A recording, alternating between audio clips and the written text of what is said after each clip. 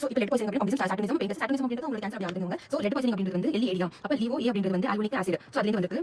So most of lead poisoning இது ferrochelatase levo alcoholic acid வந்து affect பண்ணுது. Sources அப்படின்றது வந்து பெட்ரோல் லெட்னா பெட்ரோல் லெட் பைப்ல இருந்து வாட்டர் சப்ளை வந்து பெயிண்ட் டாய்ஸ். ஓகே, அதனால பெயிண்ட் கம்மிசம் lead pipe. Batteries and glass manufacturer. Okay, printing and rubber இண்டஸ்ட்ரீஸ்ல வந்து இருக்கு. இப்போதைக்கு அதை யூஸ் பண்ணிட்டு இருக்காங்க. இன்ஹலேஷன் ஃப்ரம் ஆட்டோமொபைல்ஸ்ல இருந்து. ஓகே, அப்போ ஆமாம் இப்போ கவர்மெண்ட் வந்து வண்டியில் லெட் வந்து கம்மி யூஸ் பண்ணணும் அப்படின்றது ஃபர்ஸ்ட் காசு சோர்ஸ். அதுக்கப்புறம் வாட்டர் சப்ளை டாய்ஸ். இப்போ பேட்டரிஸ் இண்டஸ்ட்ரீஸ்ல வந்து லெட் யூஸ் பண்ணக்கூடாது பயன்படுத்தி யூஸ் பண்ணி அப்படின்னு பண்ணுறது. அப்போ லெட் அப்படின்றது லெட் கார்பனேட் வந்து மோஸ்ட் டேஞ்சரஸ். லெட் சல்ஃபேட் அப்படின்றது வந்து சல்ஃபைட் அப்படின்றது சி ஓட வந்து பக்கத்துல இருக்கு. சல்ஃபைட் வந்து லீஸ்ட் இருக்கு. எல் இருக்கிறது லீஸ்ட். ஆமா, இன்ஹலேஷன் வழியா எடுத்துறாங்க. டெஸ்ட் ஃபியூம் இன்ஜெக்ஷன் அப்படின்றது வந்து குடிச்சறாங்க. ஸ்கின்னோட வந்து ஜாயின் ஆயிடுது. அப்போ ABCDE organic let compounds CNS effects வந்து ஆர்கானிக் லெட் காம்பவுண்ட்ஸ் மோஸ்ட்லி வந்து இன்ஆர்கானிக் லெட் காம்பவுண்ட்ஸ் வந்து வருது. அடிங்க வந்து மைக்ரோசைட்டிக் ஹைப்போக்ரோமிக் புரோட்டோனியல் லைன்ஸ் வருது. லெட் கோலிக் வந்து கான்ஸ்டிபேஷன் லெட் பால்சினா வந்து ஃபுட் ட்ராப் வந்திருக்கும். அப்போ பிரெயினோட ரிலேட்டட் என்சைம் பத்தி கவுட் வந்து சாட்டிவ் வேணாதனால வந்து ஃபேஷியல் பெயில வந்து வருது. ஓகே, ஃபீமேல்ஸ் ஸ்டெரிலிட்டி காஸ் பண்ணுறாங்க. வந்து பார்த்து இன்செக்ட் ஸ்பேஸ் வந்து பிளட்ல வந்து சைன்ஸ் அண்ட் சிம்டம்ஸ் வருது greater than 30 microlitre. So urine கோப்ரேட் கண்டுபிடிக்கணும். Coproporphyrin. ஸோ இந்த ஸ்டெப் முன்னாடி கோப்ரோ பார்ஃபைரின் இருக்கா, அது 150 இருக்கு. அமினோ லிவோனிக் ஆசிட் வந்து இல்ல, அது 5 இருக்கு. யூரின்ல அப்போ கோப்ரோ பார்ஃபைரின் அதிகமா இருக்கு. அப்போ கோப்ரோ பார்ஃபைரின் வந்து சி மாதிரி இருக்கு. எக்ஸ்போஷர் சொல்லுங்க. அமினோ லிவோனிக் ஆசிட் வந்து ஏ வந்து அப்சார்ப்ஷன் சொல்லுது. யூரின்ல வந்து ரெண்டுமே சொல்லும். லெட் அண்ட் பிளட் அப்படின்றது கிளினிக்கல் சிம்டம்ஸ் வரும். பேசிக் ஃபீச்சர்ஸ் வரும். ஸோ இது எப்படி நம்ம வந்து கிளியர் பண்ணணும் அப்படின்னா லெட்ல இருந்து LEAD, டி அப்படின்றது வந்து டி பெனிசிலின், EDTA, அதுக்கப்புறம் டைமர்கேப்ரால், சக்சீமர் வச்சுக்கோ. Measures of prevention of occupational disease எப்படி ப்ரிவென்ட் பண்ணுறோம்? மெடிக்கல் இன்ஜினியரிங் ரிசர்ச் மெடிக்கல் அப்படின்றது வந்து ஃபர்ஸ்ட் ப்ரீ எக்ஸாமினேஷன் பிளேஸ்மெண்ட் வந்து பண்ணணும். ஓகேவா? அப்போ அவங்களுக்கு வந்து ஹிஸ்ட்ரி வந்து கேட்கணும். உங்களோட மெடிக்கல் பத்தி சொல்லுங்க, ஃபேமிலியோட மெடிக்கல் பத்தி சொல்லுங்க. முன்னாடி என்ன ஆக்குபேஷன் எங்க வரீங்க அவ்வளோ. அதுக்கப்புறம் வந்து எக்ஸாமினேஷன் பண்ணுவோம். ஃபிசிக்கல் எக்ஸாமினேஷன் ரேடியோ வந்து பார்ப்போம். பேத்தாலஜி வந்து யூரின் டெஸ்ட் வந்து பார்ப்போம். ரைட் வந்து ரைட் ஜாப் எர்கோனமிக்ஸ் டெஸ்ட் பண்ணி கொடுப்போம். லெட் டைஸ் இருக்கான இந்த டிசீஸ் வந்து இந்த ஸ்கிரீனிங் வந்து பண்ணணும். லெட் வந்து அனிமியா, ஹைப்பர்டென்ஷன் ஆகுதா, நெஃப்ரைட்டிஸ் பண்ணணும். பீரியாடிக் எக்ஸாமினேஷன் அப்படின்றது வந்து அப்போ வந்து நம்மளோட இந்த சர்ஜன் இருப்பாங்க. சர்ஜன் கிட்ட வந்து அனுப்புவாரு. அது level of prevention. So early வந்து ஆர்டினரி ஒர்க்கர்ஸ் மந்த்லி அப்படின்றது வந்து லெட் டை அந்த மாதிரி ஒர்க் வந்து ரேடியேஷன் இண்டஸ்ட்ரீஸ்ல யூஸ் பண்ணுறாங்க. ரேடியேஷன் ஃபர்ஸ்ட் ரேடியோ ஞாபகம் எனக்கு. டெய்லி ஒர்க்கர்ஸ் வந்து dichromate daily. Okay, daily dichromate. அதுக்கப்புறம் medical and health care services. சரி, நம்ம இவரோட நல்லா பேசி ஃப்ரெண்ட் ஆகிட்டார் எக்ஸாமினேஷன். அப்போ வந்து அவர் வீட்டுக்கு வந்து போறாரு. அதுக்கப்புறம் நோட்டிஃபை பண்றாரு. ஓகேவா? Factors act 29 disease, minds act 3 disease, doctor relation disease.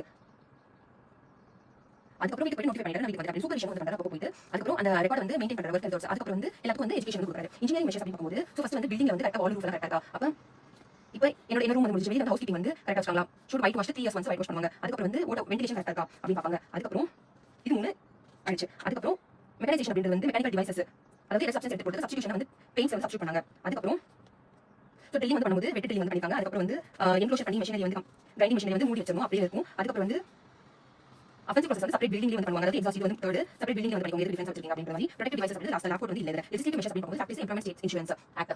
So factories act அப்படின்னு போகும்போது ஃபேக்டரி 48 வந்து 48 ஹவர்ஸ் ஒர்க் தான் வந்து இருக்கும். அதுக்கப்புறம் வந்து ஜம்மு காஷ்மீர்ல தான் ஏன் நாட் அப்ளிகபிள் தெரியல. ஃபேக்டரி ஆஸ் ஸோ இப்போ வந்து பவர் யூஸ் ஆகுது. அங்கே வந்து பக்கத்துல ஃபேக்டரி பவர் யூஸ் ஆகுது. 20 வருஷம் மேலே ஃபேக்டரி. அதுக்கப்புறம் வந்து 9 ஹவர் எக்ஸிட் ஆகக்கூடாது. So 48 hours work. So 1 hour break. அப்போ 6 48 வந்துச்சு. ஹாஃப் அன் ஹவர் 5 ஹவர்ஸ் அப்புறம் பிரேக். மார்னிங் 8 மணிக்கு ஆரம்பிச்சோம்னா வந்து 1 மணிக்கு வந்து பிரேக் விட்டுவாங்க. நம்ம மாதிரி தான் லஞ்ச் பிரேக். அதுக்கப்புறம் ஒர்க். ஓகே, ஓவர் டைம் வந்து பார்க்கணும். அதுக்கப்புறம் ஓவர் டைம் சேர்த்து 60 ஹவர்ஸ் per வீக் தான் வந்து இருக்கணும். ஓகேவா? மேக்ஸிமம். அதுக்கப்புறம் சேஃப்டி வெல்ஃபேர் கம்யூனிகேஷன் அது பேஸ் பண்ணி பார்க்கலாம். ஸோ 500 ஸ்கொயர் ஃபீட் வந்து இருக்கும். 500 பேருக்கு வந்து ஒரு வெல்ஃபேர் சேஃப்டி வந்து நிறைய பேர் வந்து தேவை. 250 வந்து கேண்டீன் இருக்கணும். 50 மமிக்ஸ் வந்து ஒரு கிரவுண்ட் இருக்கணும். ஓகேவா? எவ்வளவு லீவ்னா வந்து 40 வருஷத்துக்கு 1 மாசத்துக்கு மேல வந்து லீவ் இருக்கணும். ஸோ இந்த சின்ன பசங்களுக்கு வந்து 15 டேஸ் வந்து லீவ் இருக்கும். அதாவது 6 மாசத்துக்கு எக்ஸ்ட்ரா லீவ் இருக்கும். சண்டே சாட்டர்டே சண்டே போகும். 15 டேஸ் எக்ஸ்ட்ரா லீவ் எடுக்கலாம். ஆனா அதே மாதிரி 20 டேஸ் ஒர்க்கு வந்து 1 டே லீவ் வந்து எடுத்து போகலாம். ஸோ 14 டேஸ் கீழே எம்ப்ளாய் ஆகக்கூடாது. அதுக்கப்புறம் வந்து அதுக்கு மேல ஒர்க் பண்ணாலும் 6 AM 7 நைட் டிசைன் போடக்கூடாது. அதுக்கப்புறம் உங்களுக்கு டேஞ்சர்ஸ் ஆக்குபேஷன் கொடுக்கூடாது. ஒரு நாளைக்கு வந்து 9 ஹவர்ஸ் வந்து ஃபுல் வந்து ஒர்க் பண்ணலாம். ஒர்க். ஸோ நோட்டிஃபைட் டிசீஸ் அப்படின்றது வந்து நம்ம சிலிகோசிஸ், பிசினோசிஸ், ஆஸ்பெஸ்டோசிஸ், ஆண்ட்ரோபோசிஸ் 2 ஏ வந்துருச்சு. Silicosis, byssinosis, noise industrial loss, occupational டெரேஷன் and cancer. Employment state insurance ரொம்ப இம்பார்ட்டன்ட். 48 வந்து டெவலப் ஆயிடுச்சு. இப்போ இந்த சோஷியல் செக்யூரிட்டி வந்து அவங்க கொடுக்கணும். இது மட்டும் இல்லாம இன்சூரன்ஸ் இருக்கிறதுனால வந்து இன்சூரன்ஸ் கொடுக்கும். யார் வந்து இந்த benefit cash work medical benefit வந்து இருக்கு. மெடிக்கல் பெனிஃபிட் சிக்னஸ் இருக்காங்க. அப்போ உங்களுக்கு maternity medical occupation insurance medical அவங்களுக்கு கேஷ் கொடுப்பாங்க. யார் கவரேஜ் அப்படின்னு பார்க்கும்போது 21,000 கீழ வந்து ஒர்க் பண்றாங்க. சோ யார் இன்க்ளூட் டெய்லி வந்து கொஸ்டின் கேட்பாங்க. மைன்ஸ் டிஃபென்ஸ் சைடு அப்படி வந்து கோல் மைன்ஸ் இருக்கா. அதுக்கப்புறம் ரயில்வேஸ் இருக்கா. டிஃபென்ஸ் தனியா வந்து இருக்கு. இப்போ வந்து MAMC டெல்லில தான் வந்து ஒரு இன்ஸ்டிடியூட் இருக்கு. டெல்லி வந்து இதுல மணிப்பூர், மிசோரம், அங்க இருக்கிற அருணாச்சல் பிரதேஷ், சிக்கிம். இப்போ டெல்லில வந்து இது யூனியன் மினிஸ்டர் ஆஃப் லேபர் அதாவது சென்ட்ரல் கவர்மெண்ட் அது 100% எடுத்துக்கும். டைரக்டர் ஜெனரல் அது. சோ யாரோட பிரின்சிபல் ஆஃபீசர்ஸ் யாரா வந்து கேஷ் வந்து மெயின்டைன் பண்றது finance medical commission insurance commission head office வந்து டெல்லில இருக்கு.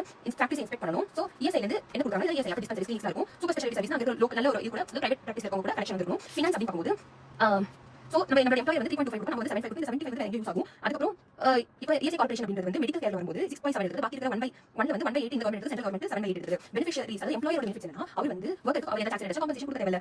மென் வந்து கரெக்ட் வந்து டெக்னிக்கல் அவங்களுக்கு காம்பன்சேஷன் கொடுக்க தேவையில்ல. அது மட்டும் இல்லாம சம்பளம் கொடுக்க தேவையில்ல. பே அலவன்ஸ்க்கும் அதுக்கப்புறம் இன்கம் டாக்ஸ் கட்ட தேவையில்ல. எம்ப்ளாயரோட பெனிஃபிட் அப்படின்றது இதுதான். சோ மெடிக்கல் காலேஜ் வராங்க, சிக்னஸ் பெனிஃபிட்ஸ், மேட்டர்னிட்டி வராங்க. இவங்க வந்து என்ன நடக்குதுன்னா டிசேபிள் வந்து போறான். இவங்க வந்து மதர் டிபெண்டன்ட் ஆரா 2 பேரும் குழந்தை 4 பேர் போகுது. 2 பேர் வந்து ரிஹாபிலிட்டேஷன் அலவன்ஸ் போயிட்டாங்க. சோ இதுல உங்களுக்கு இருக்கு எல்லாமே. சோ மெடிக்கல் அப்படி பார்க்கும்போது நாட் கேஷ் பெனிஃபிட்.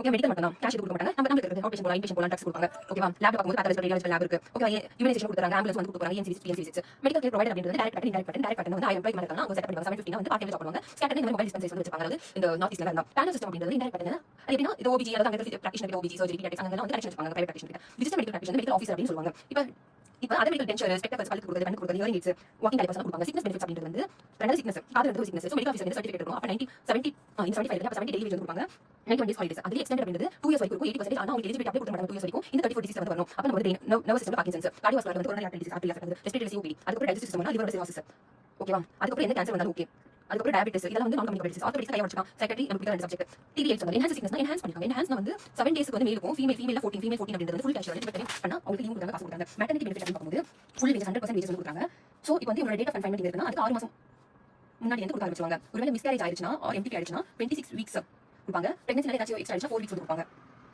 ஸோ இப்போ என்ன யூஸ் பண்ணாங்கன்னா அடாப்ட் பண்ணது 3 months சைல்டு இருந்தாலும் ஓகே சர்வீஸ் மதருக்கு வந்து அப்ளிகபிள் ஸோ சைல்டு எப்போ ஹேண்ட் பண்ணுறாங்க அது வந்து 12 வீக்ஸ் வந்து கொடுப்பாங்க அடாப்டிங் மதர்ல with 2 or more surviving mother அப்படின்றது வந்து 24 வீக்ஸ் கொடுத்தது தேர்ட் சைல்டு வந்து 6 வீக்ஸ் 12 வீக்ஸ்